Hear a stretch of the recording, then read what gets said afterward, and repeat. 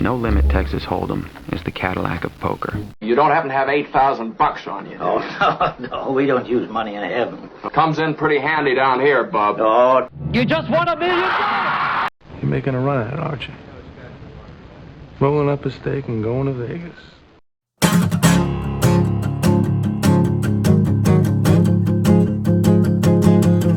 Sometimes I wanna take it from a little to a lot, and I am spinning in a circle like a dizzy little top, and I am calling all the people I'd forgotten about and trying to tell them that I'd figured it out. But it's a lie, and all the stupid things I say and do and never really stop when I should never have begun. I really ought to drop it, but it's faster when you don't even have time to stop and think about the things that you were saying, cause they never really matter. But it's empty spaces in the air. Fill it up, fill it up, fill it up. Oh no, all the million little empty spaces in the air. Fill it up, fill it up, fill it up. Oh no, oh no, oh no.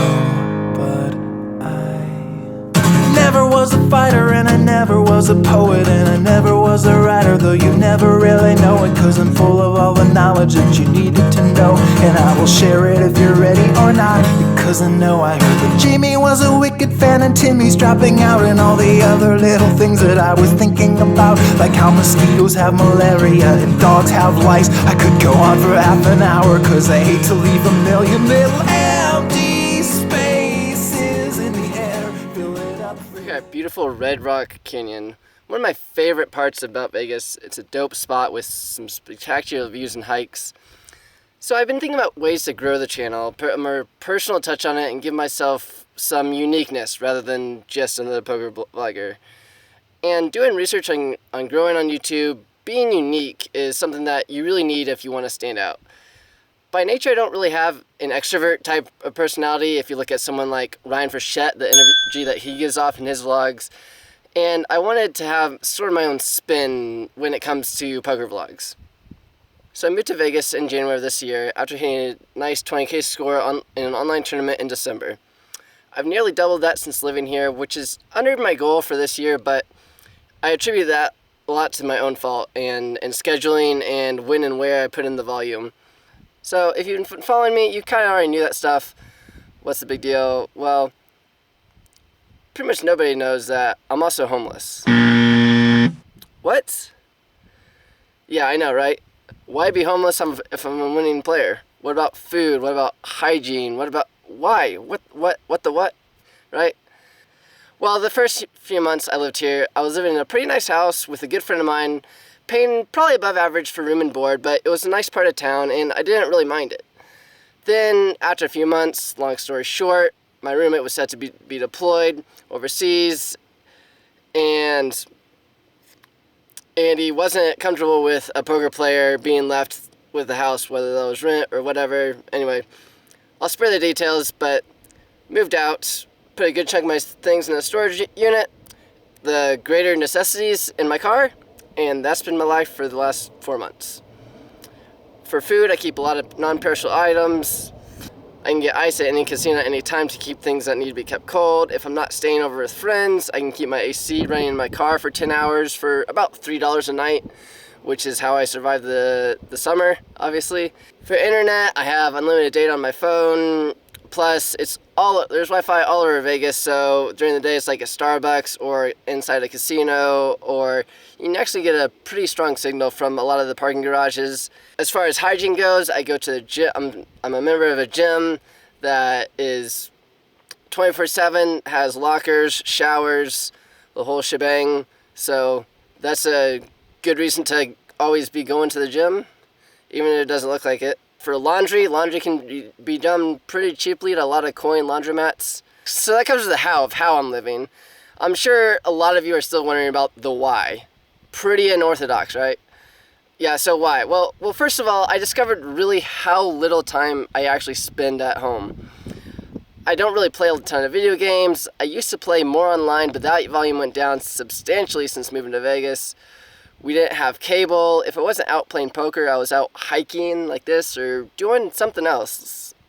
And so then I started wondering really just how much of a necessity an actual home was, right? The obvious pro of it, greatly reducing my overhead, which when you're grinding small stakes is pretty essential. Cost and expenses, right? Part of cost and expenses is rate in terms of like value. Also, your living expenses, like where are you going to live, how much are you spending daily? Whatever money I save on rent, it can just go right into the bankroll. And I also really believe that life is, and success in life is pursuing and living out your passions, not having your 401k and your picket fence and 2.5 kids and surviving life. Screw surviving. Live life according to your passions, not society's. That's what I think life is about. Mixing up the daily routine. I left the aviation industry where I held multiple licenses and a security clearance, easily attainable six-figure income especially if you're looking to work overseas. While I like aviation, I love poker, and poker affords me a greater lifestyle day to day than I could live working for somebody else. I have a passion for poker and making the most out of every day, so a room and a bed doesn't necessarily fall into that. And who cares? Why pay several $100s a month for a place to sleep and keep food just when I can live just as happy and a full life without doing that, right? There are people in Alaska who work insanely hard, work their butts off over half the year, just to have what they need to try and hope to survive the brutal winters. And some of them move there to live that life. Because that's their passion.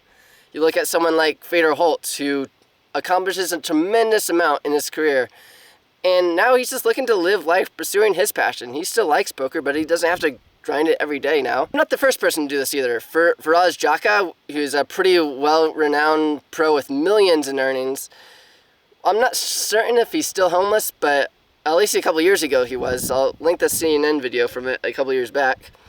Another guy I have a lot of respect for, he got to meet him this summer, is Carlos Welch. Did the exact same thing. He lived out his van for years, grinding small sit and goes, and he recently is just finally now not homeless. He moved in with Alexis Sassanado Fitzgerald, which, I mean, if you're going to go from homeless to having a roommate, like, that seems about the best transition you could possibly get.